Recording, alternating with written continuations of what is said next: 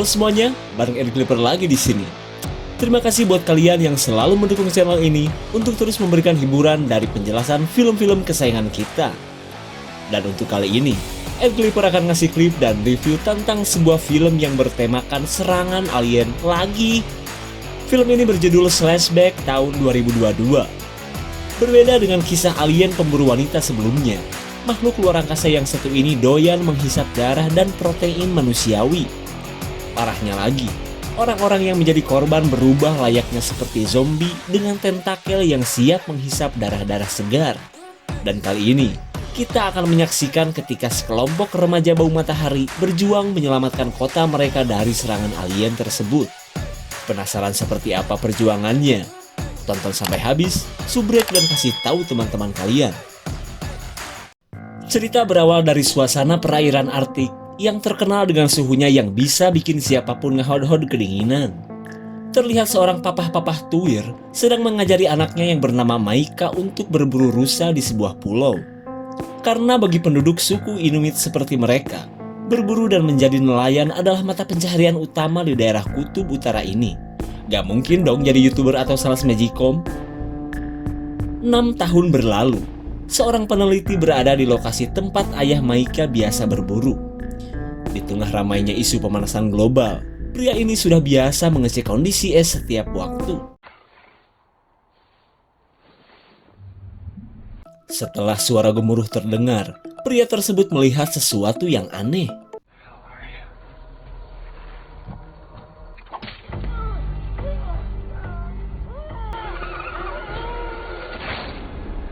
Tanpa diduga, sesuatu yang terlihat kenyal itu menghisap darah dan cairan tubuh si peneliti. Dan inilah Slashback. Kemudian kita beralih ke sebuah desa terpencil tempat Maika tinggal, di mana daerah yang dulunya cuma gundukan salju, kini sudah ramai dan terjangkau oleh akses internet, setelah pemerintahan mereka dikuasai dan dipimpin oleh partai Takokak. Maika yang sudah akil balik pun tak menyia-nyiakan kesempatan chattingan untuk ketemuan dengan gengnya. Di sisi lain, teman Maika yang bernama Uki sedang ngadalin seorang bocah bersweater XL. Agar dipinjami HP, adik Maika ini diminta duit oleh Uki. Namun setelah duit didapat, Uki malah tancap pedal dan kabur begitu saja. Kelakuan Uki itu pun membuat teman Maika yang lain langsung memberitahu geng goesnya.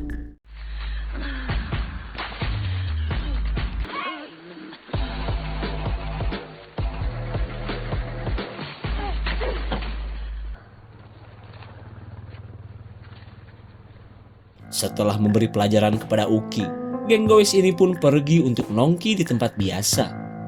Namun tanpa mereka sadari, sebuah cahaya aneh terlihat di lokasi kematian si peneliti tadi. Selang beberapa saat, Maika dan teman-temannya nongkrong sambil ngoprek smartphone hasil penjualan ikan cucut. Dirasa bete, Maika mengajak pergi ke kabin di lokasi ia dan ayahnya biasa berburu. Mendengar ajakan tersebut, para remaja gabut ini pun setuju karena sudah lama mereka tidak ngebolang.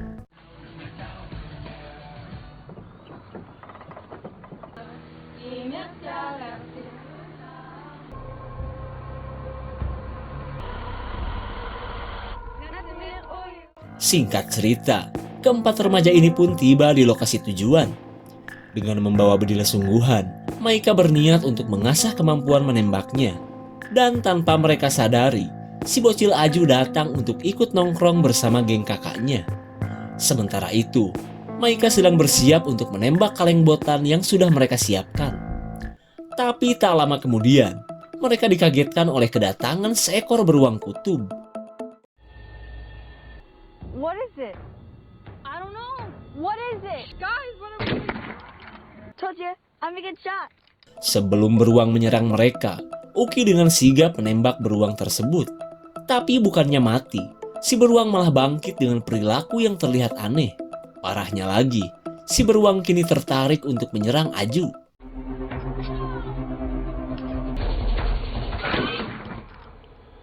Setelah menembak si beruang, Maika langsung membawa Aju pergi. Namun tanpa diduga, beruang zombie itu mengeluarkan tentakel aneh. Sekembalinya ke desa, Para remaja ini menceritakan sosok beruang tadi kepada teman-temannya. Maika pun mengira jika beruang Gelo itu terkena rabies. Akan tetapi, Uki mengatakan jika beruang itu adalah jelmaan sosok Ijirak yang merupakan mitos makhluk jahat dari kepercayaan suku Inuit. Perbedaan pendapat ini pun membuat Maika dan Uki akhirnya menjadi cekcok. Lalu, Uki berniat untuk membuktikan perkataannya dengan kembali ke tempat beruang itu muncul. Di tengah perselisihan keduanya, si tampan Thomas mengajak mereka untuk berpesta di rumahnya. Jelas saja, ajakan si tampan di kalangan remaja burik ini membuat yang lain mau ikutan. Di sisi lain, seorang nelayan beranjak pulang setelah mencari ikan tongkol.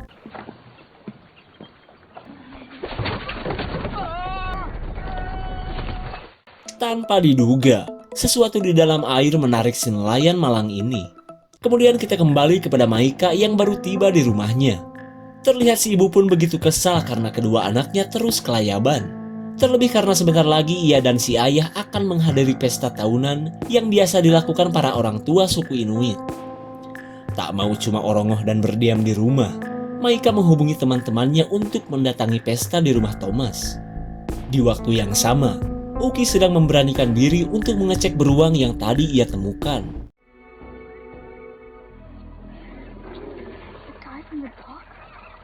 Bukannya menemukan beruang, Uki malah melihat seekor rusa aneh sedang menarik si nelayan tadi. Tak jauh dari lokasi sang rusa, Uki pun melihat sesuatu yang besar dan mengeluarkan cahaya. Di mana makhluk yang sebenarnya alien tersebut adalah sumber cahaya yang pernah kita lihat tadi.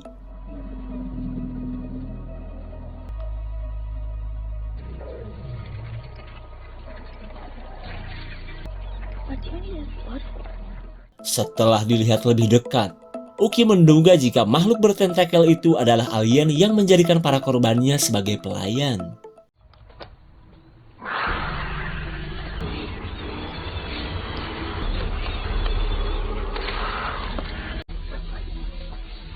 Hampir saja, darah Uki dihisap seekor rubah zombie.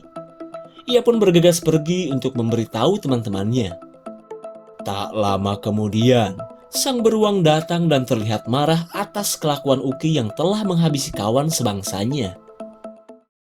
Di sisi lain, Maika tiba di rumah Thomas ketika para orang tua sedang berpesta di kelurahan.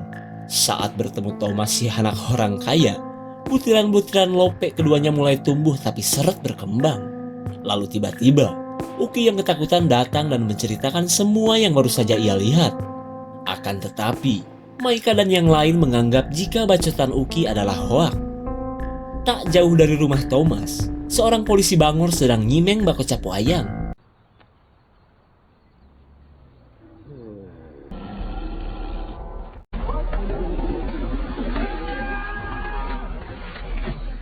Hanya sekejap saja, darah polisi ini pun dihisap oleh si beruang yang kini berada di pemukiman. Dan hingga pada akhirnya, polisi tersebut berubah dan dimasuki tentakel. Kembali ke dalam pesta, kali ini Uki menceritakan jika dirinya pernah menghabisi salah satu makhluk bertentakel itu. Tapi tetap saja, Maika yang tak percaya malah menyuruh Uki pergi. Lalu tiba-tiba, polisi zombie datang dan membuat para remaja ini berlarian.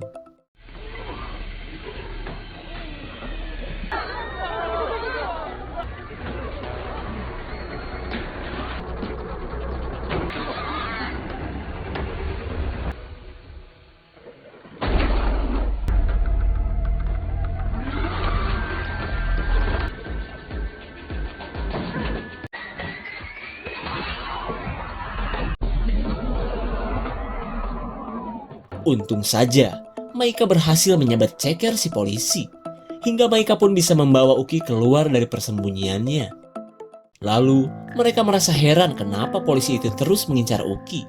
Kemudian, Maika menduga bahwa semua itu akibat darah rubah yang menempel di baju Uki. Ngomong-ngomong soal darah, Maika jadi kepikiran dengan adiknya yang juga terkena darah dari beruang. Kemudian kita beralih kepada Aju yang saat ini sedang sendirian di rumah. Tanpa diduga, si nelayan yang kini berubah sudah standby untuk menghisap darah Aju.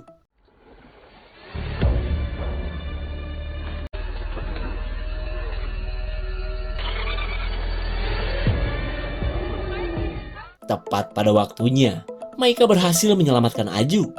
Lalu, ia menyuruh yang lain untuk menunggunya di suatu tempat. Sementara ia akan mengalihkan perhatian si nelayan yang kini mengincarnya.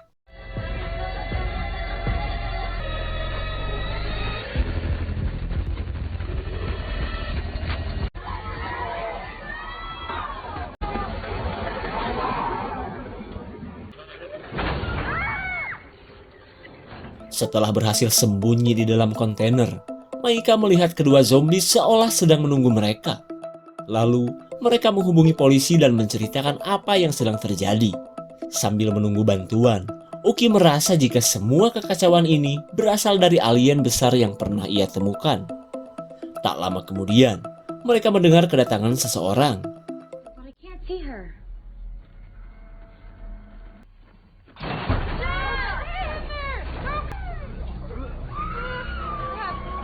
Rupanya, polisi yang baru datang malah diserang kedua zombie alien itu. Karena keadaan ini, mereka seolah tak punya harapan untuk keluar dengan selamat. Selang beberapa saat, Maika dan teman-temannya berniat untuk melawan kedua alien itu. Lalu, ia menyuruh Lily tetap di sini dan menjaga para bocil. Setelah mereka sepakat, Maika dan dua temannya berusaha agar bisa keluar dari dalam kontainer. Lalu, Maika menggunakan jaket Uki yang berdarah untuk mengalihkan alien yang masih berada di luar.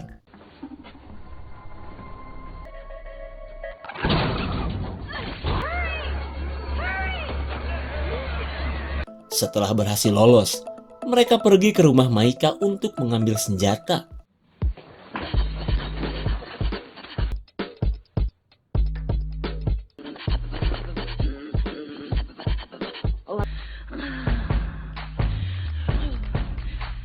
Bagaikan pemburu cara, ketiga superhero dadakan ini bersiap untuk melindungi desa.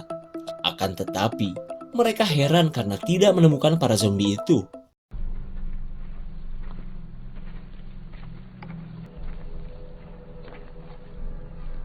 Peter. Dirasa sudah dekat dengan para zombie, si gemoy Jess akan mengecek dengan membawa jaring nelayan.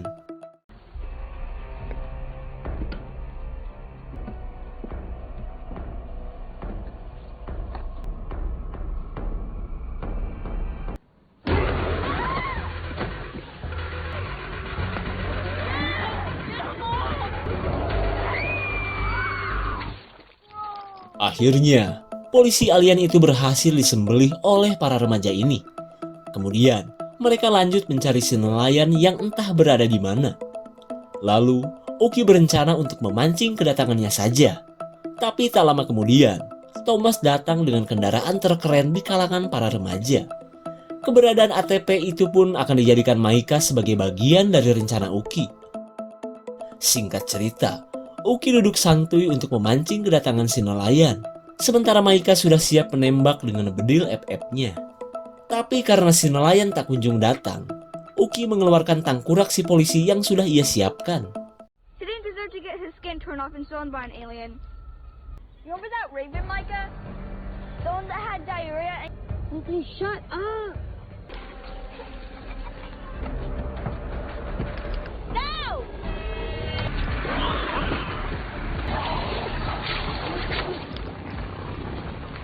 Dengan menggunakan tentakel, si nelayan ini berhasil lolos.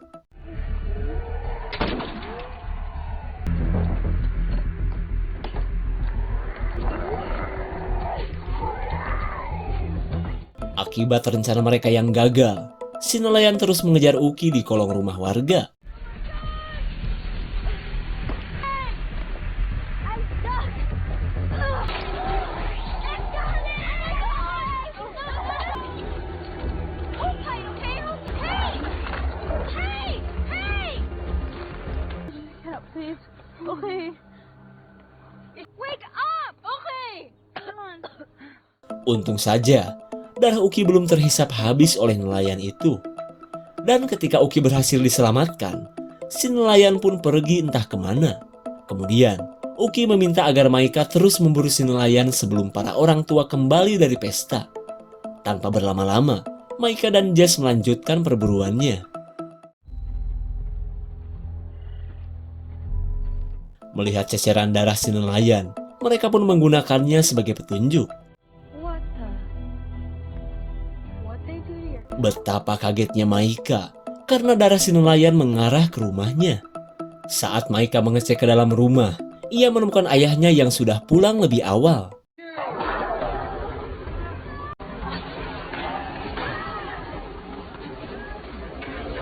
Akibat serangan tersebut, Maika kegencet rak buku yang sebenarnya gak gede-gede amat.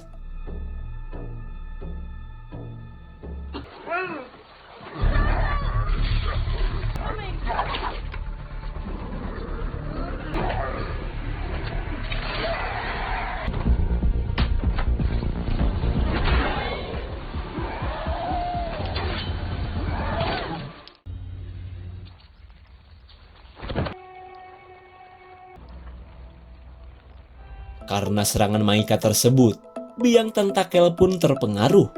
Sementara tentakel yang lain akhirnya kences dan mati. Setelah semuanya berakhir, mereka pun menjemput Lily dan yang lain di dalam kontainer.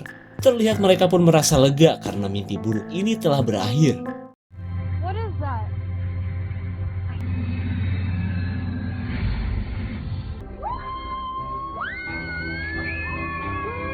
Akhirnya, si biang tentakel pun pergi meninggalkan bumi menggunakan jasa UFO online.